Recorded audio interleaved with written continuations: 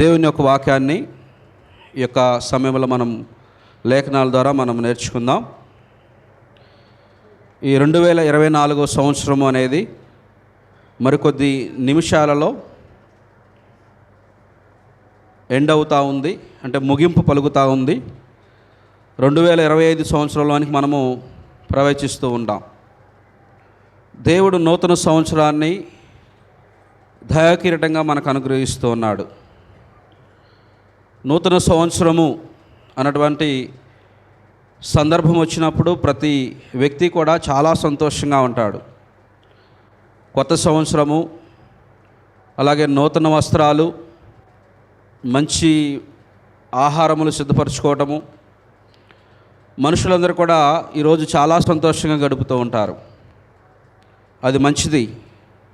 ఎందుకంటే దేవుడు కూడా ఎల్లప్పుడూ ఆనందించండి, ప్రభునందు ఎల్లప్పుడూ ఆనందించండి అని దేవుడు సెలవిస్తూ ఉంటాడు. లోకంలో ఉన్నటువంటి వారు వారి సంతోషాన్ని ఎలా వ్యక్తపరుస్తూ ఉంటారంటే అల్లరితో కూడినటువంటి ఆటపాటలు, విలాసాలు, మద్యంతో దేహాన్ని నింపుకోవటము, కొన్ని అపవిత్రమైనటువంటి కార్యాలతో కొంతమంది గడుపుతూ ఉంటారు.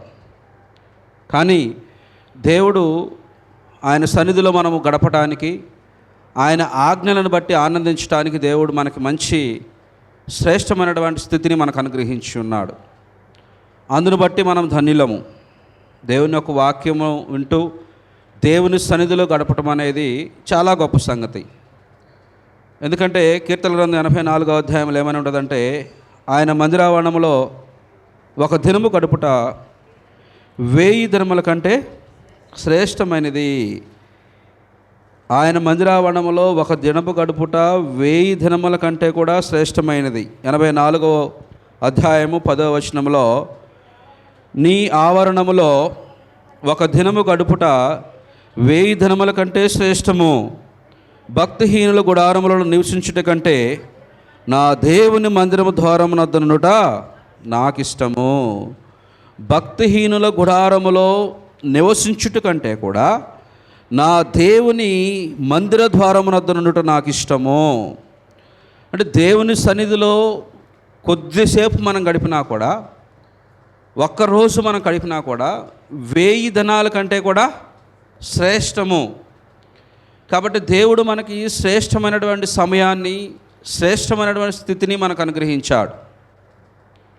ఎందుకంటే ఈనాడు లోకంలో ఉన్నటువంటి పరిస్థితి మీరు ఆలోచించినట్లయితే, కొత్త సంవత్సరం వచ్చింది, నూతన సంవత్సరం వస్తూ ఉందని వ్యర్థంగా సంతోషించేటువంటి వాళ్ళు ఉన్నారు.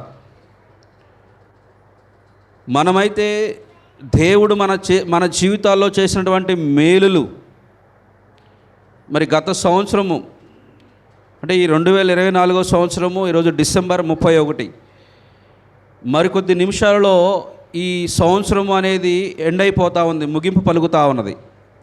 కొత్త సంవత్సరంలోనికి మనం అడుగు పెడతా ఉన్నాం.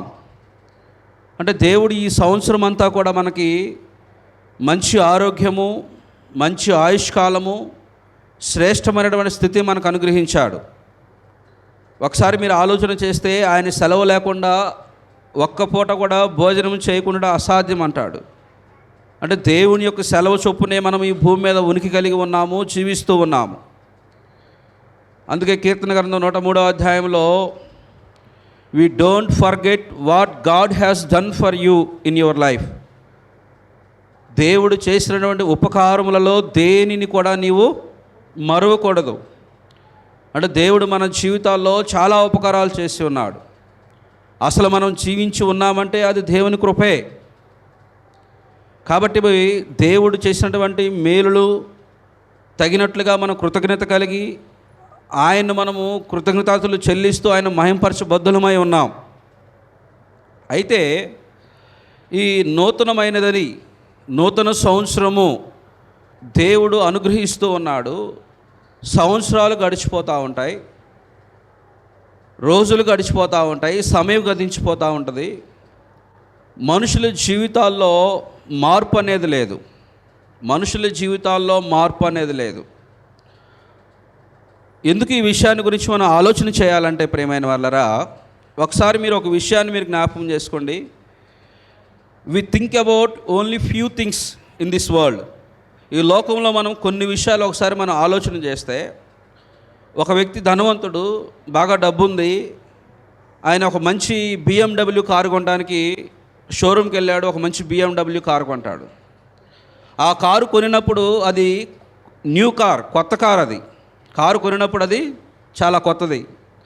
అది ఆ షోరూమ్ నుంచి అది తీసుకొచ్చిన తర్వాత కొద్ది సమయం గడిస్తే దాని వాల్యూ 10% తగ్గుద్ది. ఒక వస్తువుని మనం మార్కెట్లో, అది కార్ అయినా సరే, ఏదైనా క్లాత్స్ అయినా సరే, బట్టలైనా సరే, ఒక వస్తువు అయినా సరే, మనం ఆ షాప్లోనికి వెళ్ళి పర్చేస్ చేసినప్పుడు, కొనినప్పుడు, దాన్ని తీసుకున్నప్పుడు అది నూతనంగానే ఉంటుంది. అది మనం తీసుకొని వచ్చిన తర్వాత సమయం గడిచిపోయే కొద్దీ అది ఏమవుద్దంటే దాని వాల్యూ అనేది తగ్గిపోద్ది 10%. సెకండ్ హ్యాండ్ అంటారు. అంటే అది మరలా కొత్తదిగా ఎవరు అంగీకరించరు. ఒకళ్ళు కొని వాడి వేసినటువంటి వస్తువు అంటారు. మీరు మోటార్ వెహికల్స్లో చూస్తే ఆల్రెడీ ఒకళ్ళు కొన్నారనుకోండి, ఆ వ్యక్తి మరలా వేరే వాళ్ళకి అమ్మాలంటే ఇది సెకండ్ హ్యాండేగా అంటారు. అంటే ఇది రెండో రకం వెహికలే కదా అంటారు. ఎందుకు ఈ విషయాన్ని మీకు చెప్తూ ఉన్నానంటే, భూమి మీద నూతనమైనది ఏదీ లేదంటాడు ప్రసంగి గ్రంథంలో. నూతనమైనది ఏదీ లేదంటే మునుపు ఉండినదే ఇక జరగబోతూ ఉన్నది. ఒకసారి మీరు ప్రసంగి గ్రంథం చూడండి. ప్రసంగి గ్రంథము, దావీదు కుమారుడైనటువంటి సొలొమోను, ఆయనకు మరొక పేరే ప్రసంగి. ఆయన ఇక్కడ ఏమని మాట్లాడుతూ ఉన్నాడంటే, 1వ అధ్యాయం 9వ వచనంలో 8వ వచనం నుంచి చూద్దాం. ఎడతెరిపి లేకుండా సమస్తము జరుగుతున్నది, మనుషులు దానిని వివరింపచాలరు. చూచుడు చేత కన్ను తృప్తి పొందుకున్నది, వినుడి చేత చెవికి తృప్తి కలుగట్లేదు.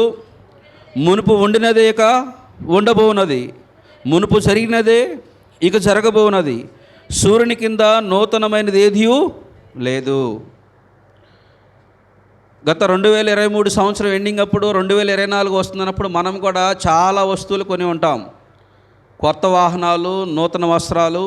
ఇప్పుడు ఇవేమైపోయాయి? పాతవైపోయాయి. అంటే కొత్తదంటూ ఏమీ కూడా ఉండదు. కొన్నాళ్ళకి అది పాతదైపోతూ ఉంటుంది. ఈయన ఏమంటాడంటే, మునుపు ఉండినదే ఇక ఉండబోనది, మునుపు జరిగినదే ఇక జరగబోనది. సూర్యుని క్రింద నూతనమైనది ఏదీ లేదు. అంటే సంవత్సరాలు గడిచిపోతూ ఉంటాయి. అనేకమైనటువంటి కొత్త సంవత్సరాలు వస్తూ ఉంటాయి.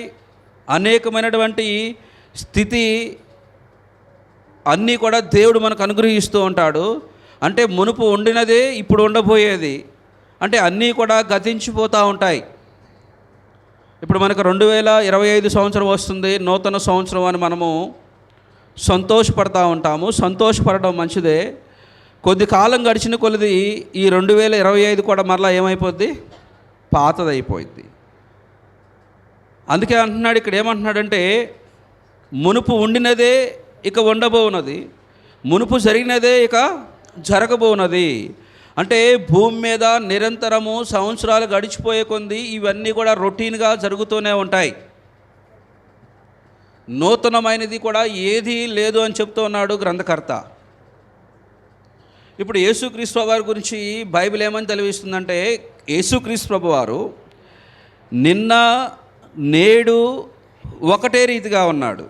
హెబ్రీయులు రాసిన పత్రిక 13వ అధ్యాయము, హెబ్రీయులు రాసిన పత్రిక 13వ అధ్యాయం 8వ వచనం మీరు చూసినట్లయితే, ఇక్కడ యేసుక్రీస్తు నిన్న నేడు ఒకటే రీతిగా ఉన్నాడు.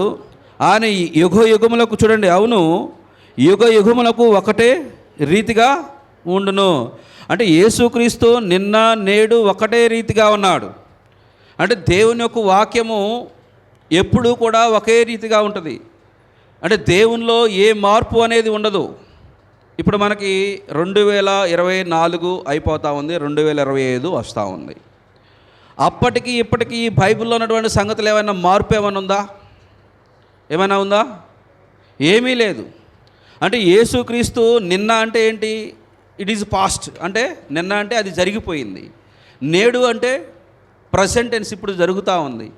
యేసుక్రీస్తు ప్రభువారు నిన్న నేడు ఎలా ఉన్నాడంట? ఒకటే రీతిగా ఉన్నాడు. అంటే దీని అర్థం ఏంటంటే, దేవుడు ఇదే విషయాన్ని మలాకి ప్రవక్త ఏమంటున్నాడంటే, యెహోవాను గురించి చెప్తూ, యెహోవానైన నేను మార్పు లేనటువంటి దేవుడను. అంటే దేవునికి సంవత్సరాలు గడిచే కొద్దీ, రోజులు గడిచే కొద్దీ దేవునికి ఎప్పుడూ కూడా మార్పు అనేది ఉండదు. ఆయన ఉన్నవాడు అనువాడు. కానీ సంవత్సరాలు గడిచిపోతూ ఉంటాయి, కాలాలు ఋతువులు మారుతూ ఉంటాయి. ప్రభు అయినటువంటి యేసుక్రీస్తు వారు నిన్న నేడు ఎప్పుడు కూడా ఒకటే రీతిగా ఉంటాడంటే దాని అర్థం ఏంటంటే, దేవుని యొక్క వాక్యము ఎప్పుడూ కూడా మన జీవితాల్లో కొత్తదిగానే ఉంటుంది. మనం నేర్చుకుంటూ ఉన్నప్పుడు దేవుని యొక్క వాక్యం మాత్రమే కేవలము మనకు నూతన స్వభావము, నూతన బుద్ధిని అనుగ్రహిస్తూ ఉంటుంది. దేవుడు ఎప్పుడూ కూడా ఒకే విధంగా ఉంటాడు. ఒక సంవత్సరం వచ్చే కొద్దీ మరలా మార్పు అంటే ఏమీ ఉండదు.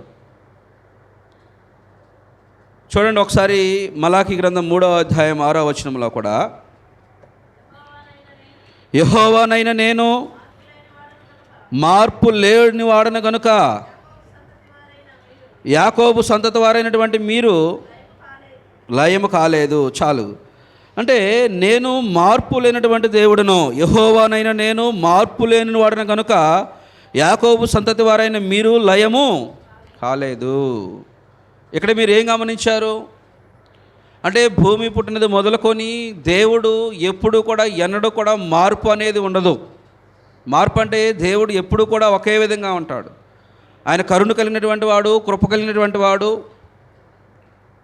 మనుషులందరూ కూడా రక్షణ పొంది నిత్యజీవం పొందాలని ఒకే ఆలోచన ఆయనకి. ఆయన ఆలోచనలో మార్పు ఏమీ ఉండదు, ఆయన తలంపుల్లో మార్పు ఏమీ ఉండదు. అయితే మన జీవితాన్ని, మన ఆలోచనలను, మన క్రియలను, మన బ్రతుకులను మనం మార్చుకోవాలి. ఇప్పుడు ఆయన సంవత్సరాల సంఖ్య మితము లేనిది అంటాడు. ఒకసారి ఈ వచనం కూడా చూడండి, ఏబు గ్రంథం 36వ అధ్యాయం 26వ వచనంలో. అంటే దేవుని యొక్క సంవత్సరాలు 1000 సంవత్సరములు కూడా ఆయనకి ఒక దినం వల్లే ఉంటుంది. ఆలోచించుము, దేవుడు మహోన్నతుడు, మనము ఆయనను ఎరుగము. ఆయన సంవత్సరముల సంఖ్య చూడండి, ఆయన సంవత్సరముల సంఖ్య మితి లేనిదంటే ఎండింగ్ అంటూ ఏమీ ఉండదు. అంటే సంవత్సరాలన్నీ కూడా దేవుడు అనుగ్రహిస్తూ ఉంటాడు. ఒక సంవత్సరము, మరొక సంవత్సరము, అనేక సంవత్సరాలు అనుగ్రహిస్తూనే ఉంటాడు. సంవత్సరాలు, రోజులు గతించిపోతూనే ఉంటాయి. నూతనమైనదంటూ ఏమీ ఉండదు. ప్రభు అయిన యేసుక్రీస్తు వారు దేవుడు నిన్న నేడు ఒకటే రీతిగా ఉన్నారు. కానీ మార్పు చెందవలసింది ఎవరై అంటే మనుషుల యొక్క జీవితాలు. మార్పు రావాల్సింది మనుషుల జీవితాల్లో. ఇప్పుడు ఆయన సంవత్సరాలకు ఏమి లేదంట, మితి లేనిది. ఆలోచించుము, దేవుడు మహోన్నతుడు, మనము ఆయనను ఎరుగము. ఆయన సంవత్సరముల సంఖ్య మితి లేనిది. అంటే దేవునికి అనేకమైనటువంటి సంవత్సరాలు, ఆయనకి ఇచ్చేటువంటి సంవత్సరాలకు అనే లెక్కనే ఉండదు. దేవుడు ఎంతవరకు తన పిల్లలు తన వైపు తిరుగుతారో, ఎంతవరకు ఆయన చిత్తాన్ని గ్రహిస్తారో, ఎంతమంది ఆయన తట్టు ఉంటారో. అలాగే కీర్తన గ్రంథం 90వ అధ్యాయం 4వ వచనంలో, నీ దృష్టికి 1000 సంవత్సరములు గతించినా నిన్నటి వలే ఉన్నాయి. అంటే 1000 సంవత్సరాలు గడిచినా కానీ దేవుని దృష్టిలో ఒక్కరోజులాగే ఉంది. ఎందుకు ఈ విషయాలన్నీ కూడా మీకు జ్ఞాపకం చేస్తూ ఉన్నానంటే,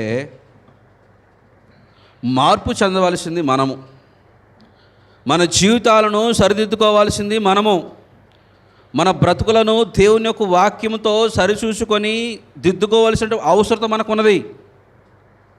ఈనాడు చూడండి, సమయము వచ్చినటువంటి సమయము, గతించినటువంటి వయసు మరలా తిరిగి రావు. ఎవరైనా తిరిగి తీసుకురాగలుగుతారా? నిన్నటి దినాన్ని ఈరోజు మరలా నేను ఎనికి వెళ్తానంటే వస్తుందా ఏమన్నా? సమయము అనేది చాలా ఫాస్ట్గా ఉంటుంది. గతించినటువంటి సమయం మరలా రాదు. సమయం విలువ అనేది ఒకసారి మీరు ఆలోచన చేయండి. కొన్ని సందర్భాల్లో రోడ్ల మీద యాక్సిడెంట్లు అవుతూ ఉంటాయి. అక్కడ ఎవరైనా చూసినప్పుడు అంబులెన్స్ కాల్ చేస్తారు. అంబులెన్స్ కాల్ చేసి ఆ వ్యక్తిని హాస్పిటల్కి తీసుకెళ్ళినప్పుడు జస్ట్ ఒక 5 నిమిషాలు టైం ఉంటే అతను బతికేవాడే అంటారు డాక్టర్లు. ఒక 5 నిమిషాలు ముందు తీసుకొస్తే బ్రతికేవాడే ఒక 5 నిమిషాలు అంటారు. ఆ కుటుంబ వ్యక్తులకు అర్థమైంది 5 నిమిషాలు అనేది ఎంత సమయమో, ఎంత వాల్యూ అనేది. ఎందుకు ఈ విషయాన్ని మీకు తెలియజేస్తున్నానంటే, సమయం అనేది గతించిపోతూనే ఉంటుంది. జెఫన్యా గ్రంథం 2వ అధ్యాయం చూస్తే పొట్టు వలె సమయం గతించిపోతూ ఉంటుంది. రోజులు గడిచిపోతూ ఉంటాయి, నెలలు గడిచిపోతూ ఉంటాయి, సంవత్సరాలు గడిచిపోతూ ఉంటాయి. దేవుడిచ్చేటువంటి సంవత్సరాలకు మితి లేదు. అలాగే మన జీవితాలు ఎప్పుడు ముగింపు అవుతాయో కూడా మనకు తెలియదు.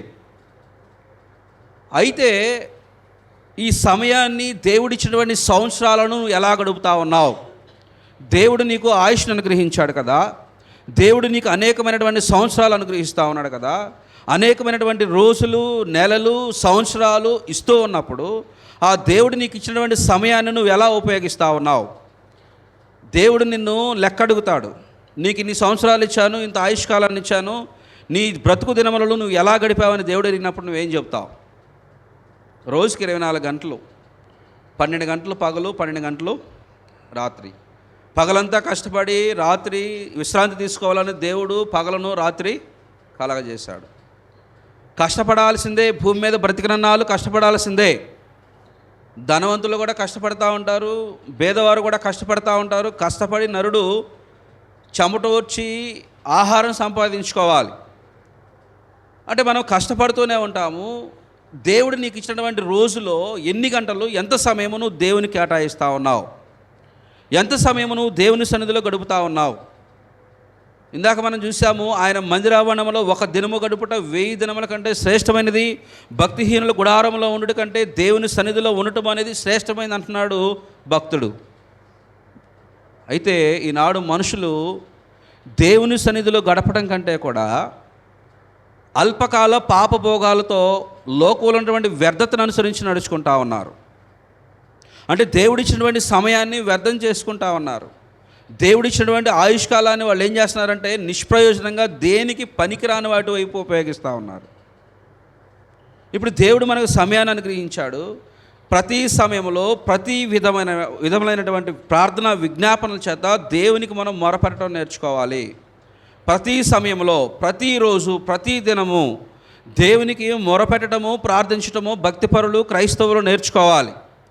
దేవుడిచ్చినటువంటి సమయాన్ని నాడు చాలామంది ముసలమ్మ ముచ్చట్లకు, అల్లరితో కూడినటువంటి ఆటపాటలకు, ఎంటర్టైన్మెంట్ ప్రోగ్రాలకు, వీటన్నిటి కూడా ఉపయోగిస్తూ ఉన్నారు. రోజులు గడిచిపోతూ ఉంటాయి, సంవత్సరాలు గడిచిపోతూ ఉంటాయి. ఒక సంవత్సరం గడిచే కొలది మనం మరణానికి కూడా దగ్గర అవుతూనే ఉంటాం. 60 సంవత్సరాలు ఉన్న వాళ్ళకి 61 వస్తుంది, 30 ఉన్న వాళ్ళకి 31 వస్తుంది. సంవత్సరం పెరిగే కొలది మన ఎండింగ్ డేస్లోనికి మనం వెళ్తూ ఉంటాము. సంవత్సరాలు అయిపోతూనే ఉంటాయి, సమయం గతించిపోతూనే ఉంటుంది. బట్ మార్పు చెందవలసింది మనము. ఒకరోజు పెరిగే కొలది, ఒకరోజు దేవుడు అనుగ్రహించే కొలది మన జీవితాన్ని మనము సరిదిద్దుకొని మనం వెళ్ళాలి. ఒకసారి ఎహెజ్కేలు గ్రంథము 18వ అధ్యాయం 31వ వచనం చూడండి. అక్రమ క్రియలను విడిచి అంటున్నాడు ఇక్కడ. ఎహెజ్కేలు గ్రంథము చూడండి, మీరు జరిగించినటువంటి అక్రమ క్రియలన్నింటినీ విడిచి,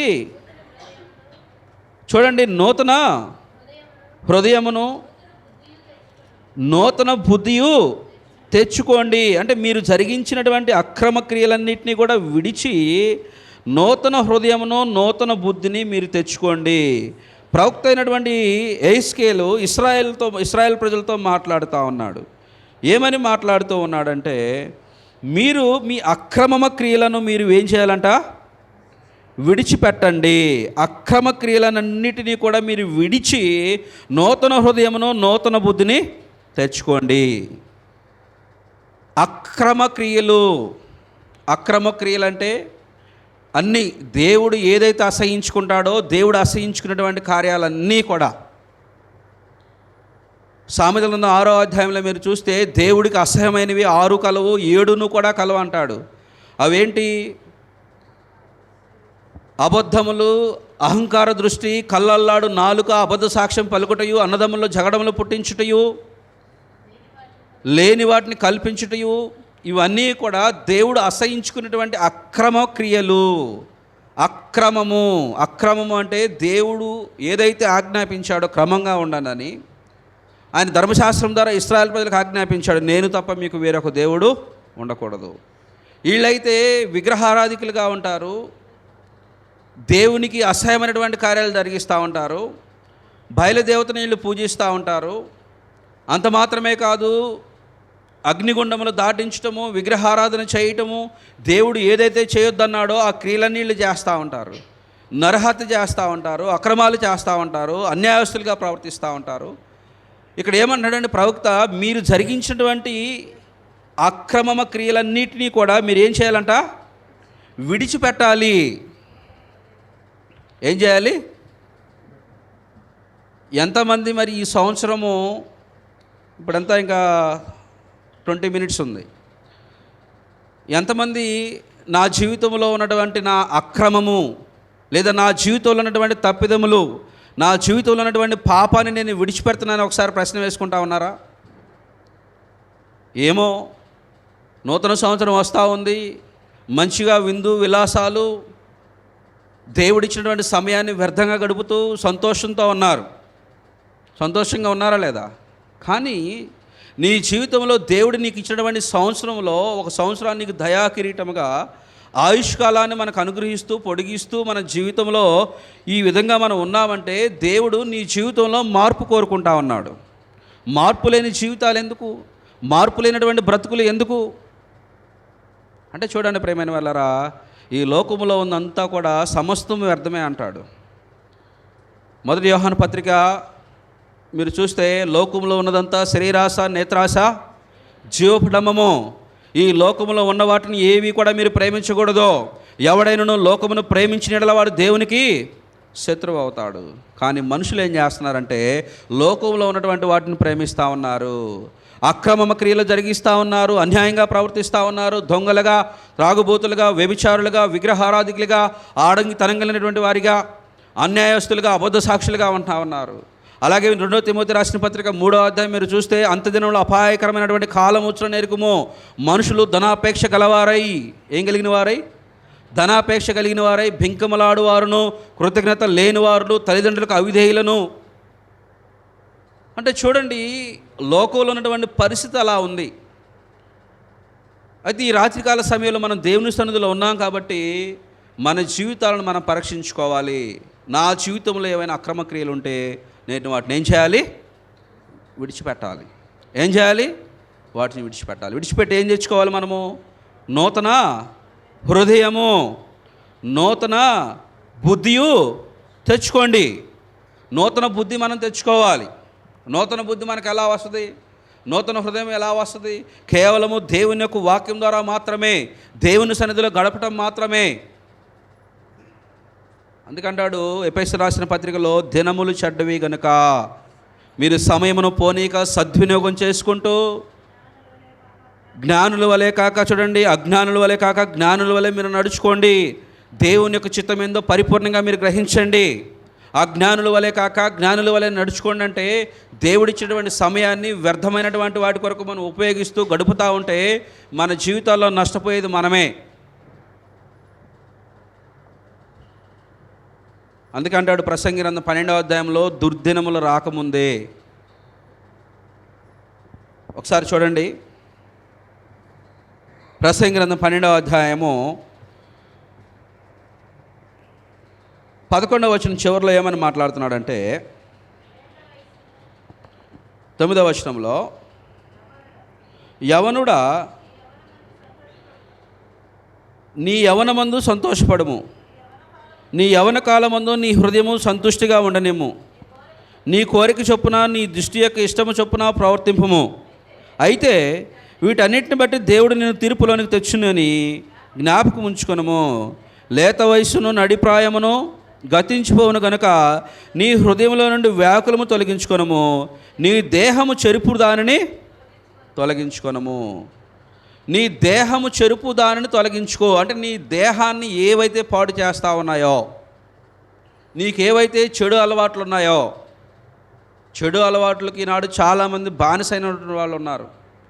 చెడు అలవాట్లోనే మునిగి తేలేటువంటి వాళ్ళు ఉన్నారు, లేరా అండి? అనేక మంది చెడు అలవాట్లు, వీటిని ఏం చేయాలంట? తొలగించుకో. ఇందాకేమన్నాడు? మీ అక్రమ క్రియలను మీరు విడిచిపెట్టాలి. అంటే మన జీవితంలో దేవుడిచ్చినటువంటి సమయాన్ని మనం వ్యర్థంగా గడుపుతూ లోకానుసారంగా ఉంటే ఒకానొక రోజు మనల్ని కూడా దేవుడు పిలిచినప్పుడు ఇక మార్పు చెందే అవకాశమే ఉండదు. ఉంటుందా? ఇన్ని సంవత్సరాలు మనం వ్యర్థంగా గడిపి దేవుడిచ్చిన సమయాన్నంతా మనం వృధాగా పెట్టుకొని మనం జీవిస్తే నష్టపోయేది మనమే. అందుకంటున్నాడు, లేత వయసును నడిప్రాయము గతించిపోతూ ఉంది. యవనుడా అంటున్నాడు. అంటే యవన కాలంలో ఉన్నటువంటి వారికి మళ్ళీ వాళ్ళకి ముసలితనం అనేది వస్తుంది, జుట్టు అంతా రాలిపోయే పరిస్థితి వస్తుంది, పొళ్ళన్నీ ఊడిపోయే పరిస్థితి వస్తుంది. రాదా? ఒకప్పుడు యవనంగా అందంగా మంచి బలవంతుడికి ఉన్నటువంటి నీవు కొన్ని సంవత్సరాలు గడిచిపోయిన తర్వాత నీ యవనం అంతా కూడా ఏమవుద్ది? కృషించిపోయిద్ది, జుట్టంతా ఊడిపోయిద్ది, పొళ్ళన్నీ రాలిపోతాయి, మోకాళ్ళ నొప్పులు వస్తాయి, షుగర్ ఉంటుంది, బీపీ ఉంటుంది, ఇంక అన్ని రోగాలన్నీ ఉంటాయి. అంటే దీని అర్థం ఏంటంటే నీవు దేని విషయమైనా కానీ నువ్వు సంతోషంగా ఉండు, కానీ నీ హృదయంలో చూడండి, నీ దృష్టి యొక్క ఇష్టం చొప్పున నువ్వు ప్రవర్తింపు. అయితే దేవుడు నిన్ను తీర్పులోకి తీసుకొస్తాడు. తీర్పులోకి తీసుకొచ్చినప్పుడు ఏం జరుగుద్దంటే నిన్ను దేవుడు లెక్క అడుగుతాడు.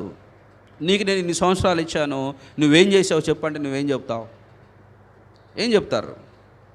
నేను నా సమయాన్ని అంతా కూడా ముసలము ముచ్చట్లకు, అనేకమైనటువంటి అల్లరితో కూడినటువంటి ఆటపాటలకు, అనేకమైనటువంటి గేమ్స్ ఆడటానికి, జోకులు వేసుకోవడానికి, లోకంలో ఉన్నవంతా కూడా అనుభవించడానికి.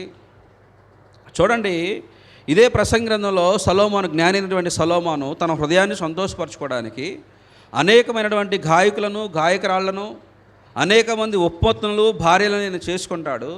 అనేక తోటలు ఆయన తవ్విస్తాడు, చెరువులు తోటలు నాటిస్తాడు, చెరువులు తవ్వుతాడు. ఆయన ప్రపంచంలో ఉన్నటువంటి వారందరికంటే కూడా బహు సంపన్నుడిగా ఉంటాడు, ధనవంతుడిగా ఉంటాడు. ఇవన్నీ కూడా మరలా వ్యర్థమే అంటాడు. ఈనాడు లోకంలో ఉన్న మనుషులు కూడా అన్నీ సంపాదించుకుంటారు, కానీ వాళ్ళ జీవితాల్లో దేవునికి మాత్రమే చోటు ఉండదు. అందుకే అంటున్నాడు, నీ హృదయంలో ఉన్నటువంటి వ్యాకులను నువ్వు తొలగించుకో, నీ దేహము చెరుపుదాన్ని నువ్వు తొలగించుకో. నీ దేహాన్ని చెరిపోయి ఏమైనా అలవాట్లుంటే, నీ దేహాన్ని చెరిపేటువంటి ఏమైనా శరీర కార్యాలు ఉంటే, నీ దేహాన్ని పాడు చేసి ఏమైనా ఉంటే వాటిని ఏం చేయాలంట? తొలగించుకోవాలి. ఒకవేళ మనం తొలగించుకోలేదనుకోండి, ఒకవేళ మన జీవితంలో చెడు అనేది మన జీవితంలో అంతే మలుస్తూ ఉందనుకోండి, చెడు అనేది, అక్రమము అనేది, అన్యాయం అనేది ఒక చిన్నదిగానే ఉంటుంది, తర్వాత అది జీవితంలో చాలా పెద్ద నష్టాన్ని మన జీవితంలో తీసుకొని వస్తుంది. కాబట్టి ప్రియమైన వారలారా, మనం ఆలోచన చేయాలి. దేవుడు మనకి మంచి ఆయుష్నిచ్చాడు, మంచి సంవత్సరాలను ఇచ్చాడు. వాటన్నిటిని కూడా దేవుని సన్నిధిలో మనము గడపడానికి, సరిచేసుకోవడానికి మనం ఉపయోగించుకోవాలి. త్వరగా మనం ముగింపులోనికి వెళ్దాం. ఇదే కీర్తన గ్రంథం 90వ అధ్యాయంలో చూడండి ఏమంటాడంటో, నా బ్రతుకు దినములు మాకు నేర్పము అంటాడు. 90వ కీర్తన 12వ వచనం చూడండి. మాకు జ్ఞాన హృదయం కలిగినట్లుగా చేయము, మా దినములు లెక్కించడం మాకు నేర్పు. అంటే జ్ఞాన హృదయము. ఈనాడు చాలామందికి జ్ఞానం ఉందనుకుంటా ఉంటారు, లోకములో ఉండి అన్నీ సంపాదించుకోవడం తెలివి అనుకుంటారు. కానీ యెహోవా యందు భయభక్తులు కలిగి ఉండటమే జ్ఞానానికి ముఖ్య మూలాధారము. యెహోవా యందు భయభక్తులు కలిగి ఉండటం అంటే చెడుతనాన్ని విసర్జించటము, పాపానికి దూరంగా ఉండటము. ఇక్కడ ఏమంటున్నాడంటే దైవజనుడైనటువంటి మోషే ఏమంటున్నాడంటే, మాకు జ్ఞాన హృదయము కలుగునట్లుగా చేయుము, మా దినములు లెక్కించడం మాకు నేర్పము. జ్ఞాన హృదయము. నీ జీవితంలో ఏమైనా పొరపాట్లు ఉంటే, నీ జీవితంలో ఏమైనా తప్పిదాలు ఉంటే, నీ జీవితంలో ఏదైనా అన్యాయపు క్రియలు ఉంటే, నీ జీవితంలో ఏదైనా పాపానికి నువ్వు దాసుడు అయితే నువ్వేం చేయాలంటే, ఏం చేయాలంట? మాకు జ్ఞాన హృదయము కలుగునట్లుగా చేయుము, మా దినములు లెక్కించడం మాకు నేర్పము. అంటే మనము దేవుని సన్నిధిలో మనము ఎప్పుడు కూడా ఎలా ఉండాలంటే, మన జీవితాన్ని ఎప్పుడు కూడా సరిచేసుకోవడానికి మనం ప్రయాసపడాలి. చూడండి ప్రియమైన వాళ్ళరా, మరొక లేఖనం చూసుకొని మనం ముందు కొనసాగుదాం. యెషయా గ్రంథం 40:31 వచనంలో, యెహోవా కొరకు ఎదురు చూసేటువంటి వారు నూతన బలమును పొందుదురు. అలాగే రోమీయులకు రాసిన పత్రిక 12వ అధ్యాయం 2వ వచనంలో, మీరు దేవుని యొక్క చిత్తం ఏందో పరిపూర్ణంగా గ్రహించండి అంటాడు. ఒక 40వ అధ్యాయం యెషయా గ్రంథము 31వ వచనం చదవండి. యెహోవా కొరకు ఎదురు చూసేవారు నూతన బలమును పొందుదురు, వారి పక్షురాజు వలె వాళ్ళు పక్షిరాజు వలె ఉందురు, రెక్కలు చాపి పైకి ఎగురుదురు, అలేక పరిగెత్తుదురు, సొమ్మసిల్లక ఉందురు. కాబట్టి యెహోవా కొరకు ఎదురు చూస్తూ నూతన బలమును మనం పొందాలి. దేవుని కొరకు ఎదురు చూస్తూ దేవుని కృప కొరకు మనం కనిపెడుతూ ఉండాలి. దేవుని యొక్క సన్నిధిలో మనం గడపడానికి మనం ముందు కొనసాగాలి. కాబట్టి మీరు జ్ఞాపకం చేసుకోండి, దేవుని కృప కొరకు మనం కనిపెట్టుకొని ఆయన సన్నిధిలో మనం ఉంటూ ఆయన చేసినటువంటి మేలులకు మనం కృతజ్ఞత కలిగి జీవించినప్పుడు మన జీవితాల్లో దేవుడు ఎన్నో మేలులు అనుగ్రహిస్తాడు, ఎన్నో మేలులు అనుగ్రహిస్తాడు. ఎందుకంటే నూతన బలం పొందుకోవటం అంటే ఏదో మంచి కండలు తిరిగినటువంటి బలం కాదు. ఇక్కడ ఈ భూమి మీద బలవంతులు ఎవరై అంటే సెక్యూరిటీ ఉండాలండి. సెక్యూరిటీ అంటే ఏంటి? నీవు నడిచే ప్రతి మార్గంలో నీవు సురక్షితంగా ఉండాలి. నువ్వు చేసే ప్రతి పనిలో దేవుడు నిన్ను ఆస్వాదించాలి. నువ్వు చేసే ప్రతి కార్యంలో నీ కార్యాలను నిన్ను సఫలం చేయాలి. అందుకంటాడు యెహోవాను బట్టి ఆనందించుము, ఆయన నీ హృదయవాంఛలను తీరుస్తాడు. కీర్తనల గ్రంథం 37:4 అంటే దేవుని బట్టి మనం ఆనందించాలి. యెహోవా కృప కొరకు మనం కనిపెట్టుకొని ఉండాలి. ఎల్లప్పుడూ దేవుని యొక్క మాటల్లో మనము ఆలోచిస్తూ అనుసరిస్తూ నడుచుకుంటే నిజంగా మనము ఆస్వాదించబడినటువంటి వారిలాగా ఉంటాము. సామెతల గ్రంథం 3 మీరు చూస్తే అక్కడ ఏమని ఉంటుందంటే, నా వలన దీర్ఘాయువు కలుగును, నీ సంవత్సరములు అధికమవుతాయి అంటాడు. చూడండి, అంటే దేవుని యొక్క చిత్తానుసారంగా మనం నడుచుకుంటే, దేవుని యొక్క మాటల చొప్పున మనం నడుచుకుంటే దేవుని యొక్క మేలులు మనం పొందుకుంటాము, సురక్షితంగా మనం ఉంటాము, నూతన బలాన్ని మనం పొందుకుంటాము. 3:1 నా కుమారుడా, నా ఉపదేశం మరొకము, నా ఆజ్ఞలను హృదయపూర్వకంగా ఐకనము, అవి దీర్ఘాయువును సుఖజీవంతో గడుపు సంవత్సరములను శాంతిని నీకు కలగజేస్తాయి. అంటే దేవుడిచ్చేటువంటి సమయాన్ని, దేవుడిచ్చేటువంటి జీవితాన్ని నువ్వు దేవుని సన్నిధిలో దేవుని ఆజ్ఞలను బట్టి నువ్వు ఆనందిస్తే నీవు ఈ భూమి మీద ఎలా ఉంటావంటే దీర్ఘాయువును సుఖజీవంతో గడుపు సంవత్సరాలను శాంతిని నీకు కలగజేస్తాడు. ఈనాడు చాలామంది లోకంలో ఉన్నటువంటి ధనము, డబ్బు, ఆస్తి కొరకు ప్రయాసపడేటువంటి వాళ్ళు ఉంటారు. కానీ వాళ్ళ జీవితంలో శాంతి ఉండదు, నెమ్మది ఉండదు, సుఖం అనేది ఉండదు. కానీ దేవుని పిల్లలు ఎప్పుడూ కూడా దీర్ఘాయువు కలిగి వాళ్ళు జీవిస్తారు. సుఖజీవంతో గడిచేటువంటి సంవత్సరాలు. ఏ సంవత్సరాలు? సుఖజీవంతో గడిచేటువంటి సంవత్సరాలు దేవుడు మనకు అనుగ్రహిస్తాడు. కాబట్టి ప్రియమైన వాళ్ళారా, 2024 అయిపోద్ది, 25 వస్తుంది, నూతన సంవత్సరము. ఈ నూతన సంవత్సరంలో మనం తీర్మానం చేసుకోవాలి. నూతన బుద్ధి, నూతన హృదయాన్ని మనం తెచ్చుకోవాలి. ఇందాక ప్రసంగి గ్రంథంలో మనం ఏం చూసాము? నూతనమైనది ఏది కూడా లేదు, కానీ ఒకటి ఉంది. అదేంటంటే 2 కొరింథీయులకు రాసిన పత్రిక 5:17 ఎవడైనను క్రీస్తు యేసునందున్న ఎడల నూతన సృష్టి, పాతవి గతించెను, సమస్తము క్రొత్తవాయెను. కాబట్టి ప్రియమైన సహోదరి, సహోదరుడా, నువ్వు ఇంకా రక్షణ పొందకపోతే నీ జీవితంలో నూతనంగా నువ్వు సృష్టింపబడినటువంటి వాడిగా నూతన జీవితాలను నువ్వు పొందుకోవాలంటే, పాప జీవితం నశించిపోవాలంటే నువ్వేం చేయాలంటే ప్రభు అయిన యేసుక్రీస్తు నామములో బాప్తిసము పొందాలి. అందుకే అంటున్నాడు పౌలు గారు, ఎవడైనను క్రీస్తు యేసునందున్న ఎడల నూతన సృష్టి, పాతవి గతించెను, సమస్తము క్రొత్తవాయెను. కాబట్టి మనలో ఉన్నటువంటి పాపము, మనలో ఉన్నటువంటి చెడు స్వభావము, మనలో ఉన్నటువంటి అన్యాయము, మనలో ఉన్నటువంటి అక్రమము, మనలో ఉన్నటువంటి ఏ చెడు క్రియ అయినా సరే అవన్నీ కూడా తొలగిపోవాలంటే నీ పాపముల కొరకు కల్వరి శిలువలో ప్రభు అయిన యేసుక్రీస్తు వారు మరణించాడు. నీ పాపముల కొరకు ఆయన తన రక్తాన్ని చిందించాడు. నీ పాపముల కొరకు ఆయన, మనుషులందరూ పాపాల కొరకు ఆయన కల్వరి శిలువలో తన ప్రాణాన్ని పెట్టి ఉన్నాడు. ఆయన నా ప్రభువు, నా రక్షకుడు, నా విమోచకుడు అని నీ హృదయంలో విశ్వసించి నువ్వు బాప్తిసం పొందితే నువ్వు నూతన సృష్టిగా మార్చబడతావు. కానీ నాడు మనుషులు హృదయాల్లో మార్పు లేదు, మనుషుల అంతరంగాల్లో మార్పు లేదు, మనుషులు బ్రతుకులు మార్చుకోరు. కానీ కొత్త వస్త్రాలు, కొత్త విధానము, ఏమండి, ఇవన్నీ కూడా వస్తూ ఉంటాయి, పోతూ ఉంటాయి. మారాల్సింది మనము. ప్రభు అయిన యేసుక్రీస్తు నామములో రక్షణ పొంది బాప్తిసం తీసుకొని ప్రభువునందు ఉండవలసింది మనము. కాబట్టి రాత్రికాల సమయంలో మనం ఆలోచన చేద్దాం ప్రియమైన వాళ్ళారా. నూతనమైనది ఏది కూడా లేదు, కానీ కేవలము క్రీస్తు యేసునందున్న వారు ఏమవుతారంట? నూతన సృష్టిగా మార్చబడతారు. నీ పాపాలు సమాధి చేయబడతాయి, పరిశుద్ధాత్మను వరంగా పొందుతావు, సంఘంలో చేర్చబడతావు. కాబట్టి ఇంకా ఎవరైనా రక్షణ పొందకపోతే రక్షణ పొందడానికి మీరు తీర్మానం చేసుకోండి. ఇంకా మీరు సంవత్సరాలు వస్తాయని మీరు అనుగ్రహించి చూస్తూ ఉంటే ఆ సంవత్సరాలు గడిచిపోతానే ఉంటాయి. ఆయన సంవత్సరాలకు ఏమి లేదంట, మితి అనేది లేదు. కాబట్టి దేవుడు మన కొరకు పరలోక రాజ్యాన్ని సిద్ధపరిచాడు.